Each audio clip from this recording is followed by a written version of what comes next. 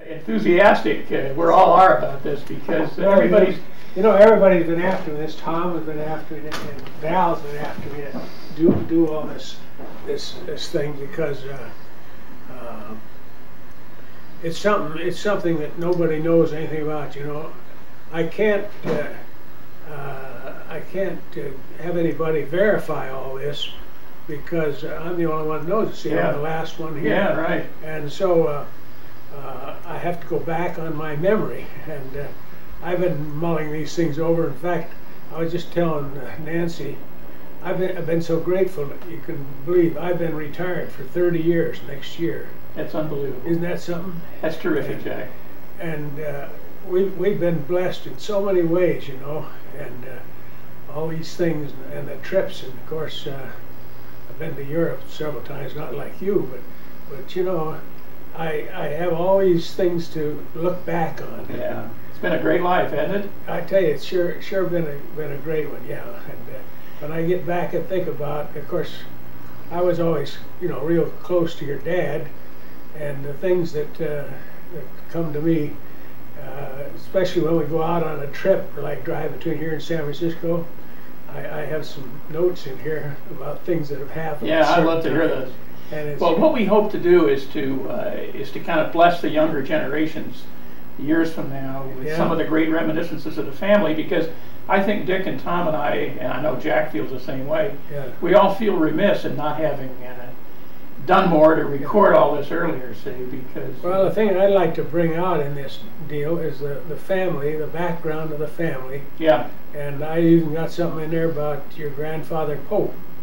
Oh, really? Yeah, I just happened to think of a few things, and I just saw... Okay, well, before we start on your notes, the top priority question that Tom and Dick and I decided Monday night was just to get it quickly on the record. How did Mom and Dad meet? Were the families friends? And because I know the Popes used to come out to Pasadena, right? That's right, yeah, they used to come out, and that's how... For the winter? Started. Well, just any time they happened to come out, but mainly for winter time. And of course, your dad had lots of girlfriends, and everybody was chasing him. And really? Yeah, and then when your mother came out, they got together, the family got together, and boy, that clicked right off the bat. How did the families know each other? Well, they knew some way through back in the east, I guess, through South Dakota, and they were up in Montana, and the thing kind of made connections up there, and they got together down here. Yeah. And when people would come out to California, of course, they all had to come and see the Kemps, see, and everybody thought the Kemps were crazy for coming to California. But anyway, that's how they met, and so it was just families getting together, and then Mom and Dad met during that time. During that time, yeah, and that's how. Can you remember approximately when that might have been? I can't right off the bat, but I imagine it was probably what year were they married? Do you remember? I was born in '28, so they must have been. They were married about 25, I think. I think 24, 25. Yeah, and. So it had to be just prior to that, because it was 1, 2, 3. Boy, they really fell in love with each other. Now, where was Dad living then at the time? Heliotrope? He on Heliotrope, yeah. And you were living at Heliotrope? Yeah, yeah. And we had Bob Schwartz there, remember, as the little baby, and Pat and little Bill. And they were all babies, weren't they? Yeah, they were babies. Yeah, Well, what we're talking about here, just my mother always said, "I'll never bring up a grandchild," because she's brought up. She's had seen such things as that, and here she had to bring up 3 of them. So she said, "Never say you won't do anything." Yeah, right. So anyway, but it's interesting, and I just thought I'd give you a background of the Kemp family, and like I say, I've touched on it, just a short thing about your grandfather Pope, and he was a great guy. And he passed away just after the Depression, didn't he? Because I think just about that time, I think it was. Yeah, that was about 28 or 29, wasn't it? Well, no, he. I know that I was at least 2 or 3 when he passed away, because I was the apple of his eye, Mother said. Oh yeah. Oh, and Mother took us up when I was real little. Took us up. I guess that was after he passed away, though. Yeah, took us up to Miles Montana. City. Yeah. Mm-hmm. I remember that too. That was quite a trip for you kids in those days. Well, just quickly to finish up this particular part, Dad was living at Heliotrope, and you were, and all those other. Were any of the other brothers and sisters living there? No, was Mimi living there? Marion was there, and Imogene had married and gone to Chicago, and for a while we had Uncle Claire there because he walked out on Fanny. Yeah, right. But it was quite a high household, Oh, we had one bathroom upstairs and half a bath downstairs. It was quite a deal. I remember it pretty well. Billy, when I was growing up, Billy was living out of the back porch behind the kitchen. Yeah, we had a little room back there. Remember that? Yeah, yeah. But it was quite interesting. Jack, do you remember anything of South Dakota, of Watertown?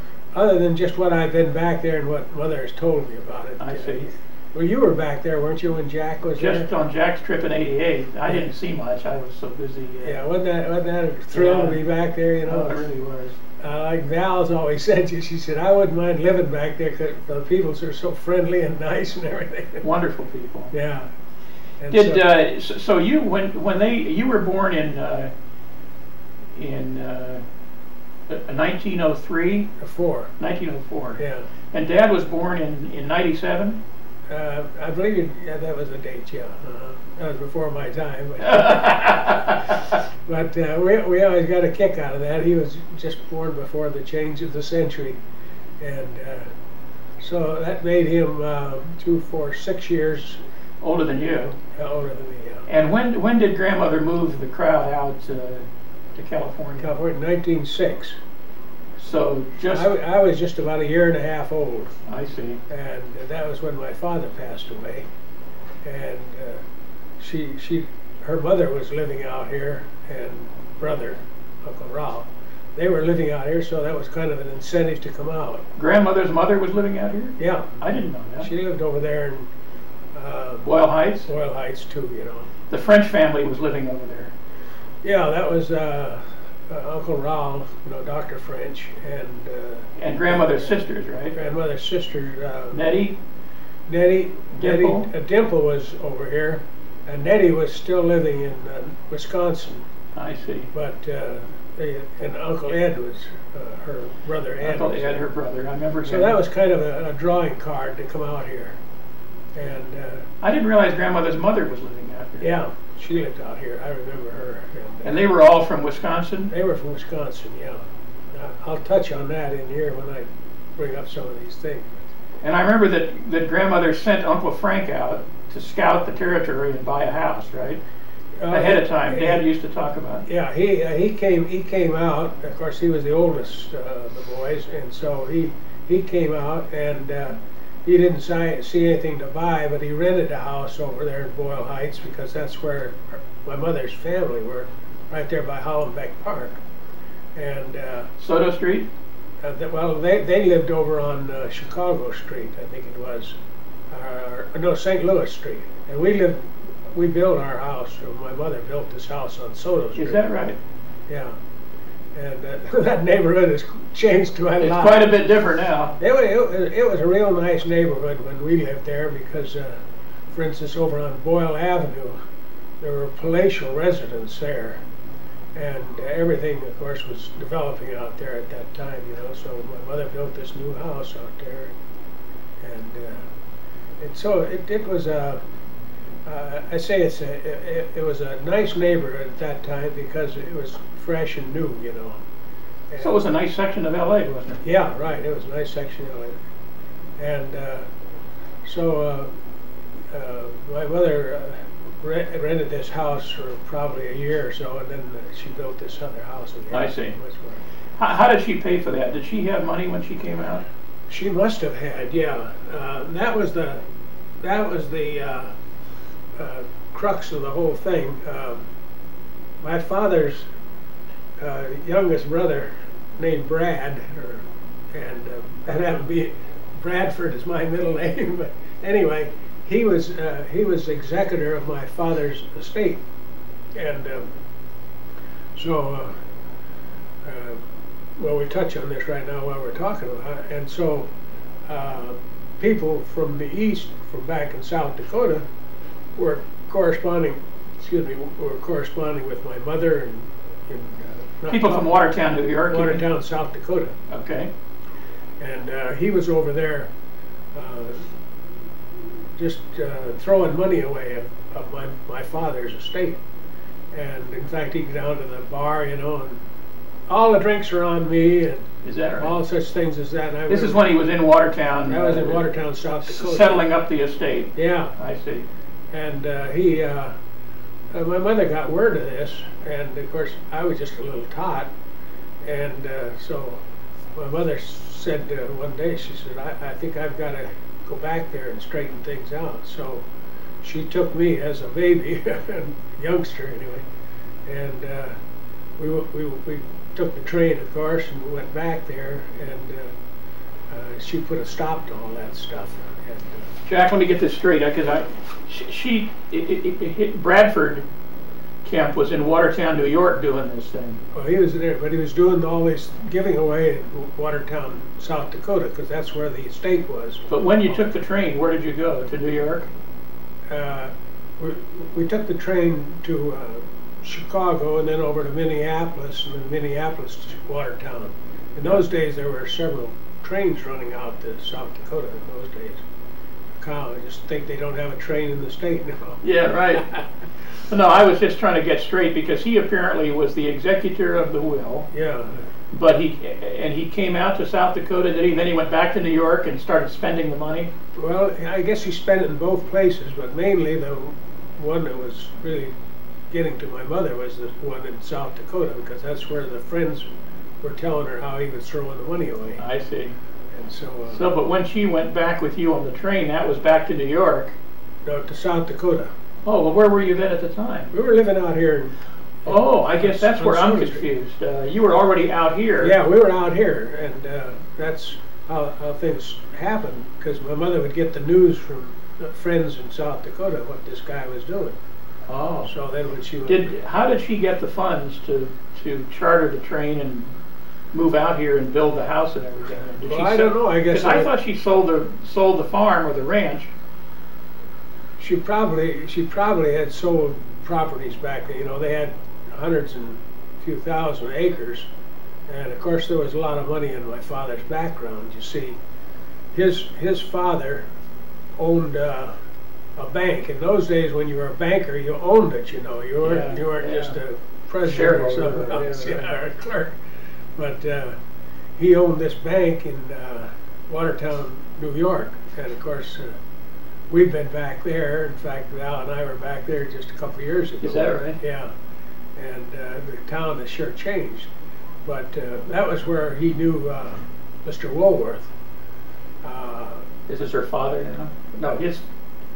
My mother's my father's father owned this bank, and he was a good friend of Mr. Woolworth. While we're touching on this subject, Mr. Woolworth and he were real buddies, and he started this little 5 and 10 store there, and he wanted to expand, and he needed $1,500. Did you ever hear about that deal? Only a little bit from you. Yeah, well, go ahead. That's great stuff. He needed $1,500 to start this expansion deal, so he offered my father 25% interest in his endeavor for $1,500. And so my father says, well, listen, I'll give you the $1,500. If you make it, fine, no interest, you can pay me. If you go broke or if it doesn't work out, we'll forget it. That's how good friends they were, and they shook hands, and that was the way it left. And he passed up. So he passed up 25% interest in the Woolworth. Which probably for a while was the biggest retailer in the United States. Oh yeah, it was sure. Yeah, they were going like guns, you know, because that was a real enterprise. Just think of how the Woolworth heirs wound up with that deal. So that's always one story I like to tell on him. But the little store was in Watertown there, and we in New York. We saw the little store, and it's, I guess it's not there now, but it was there. They had to kind of dedicate it as a landmark. #1 store. So your father passed away in 05 or 06, and it was that same year that Grandma... She came out the next year. Chartered a car and hooked it on the end of the... And then that was quite an interesting deal. They chartered this car and they had it put on certain trains so they'd see certain interesting points, you know. And I always think about Pikes Peak, things in Colorado that they wanted to see, and this famous canyon out there. Oh yeah. Oh gee, I can't think of the name of it. I've seen that just a couple of years ago too. Anyway, the train was running late as usual. For those days, it was. They were pretty much on time, but they went through this canyon in the daylight, supposed to be, and it went through at midnight. That's what Dad used to. Yeah. Dad used to talk about. He said that everything, all I could talk about for months and months was Pikes Peak and these different places in Colorado. And he said they went by at night and didn't see a thing. Yeah. I always remember. And in those days, you know, they took the cars across from Oakland to San Francisco on the ferries, you know. Yeah. The train cars. Yeah. And then they unloaded the cars over in San Francisco. Then, of course, the car came down to Los Angeles from there. But your dad and I used to kid about trying to see the sights and how you want to do it the best way, and it goes through the wrong time. Of course, now the train's running late all the time, well, you don't expect it more than that. But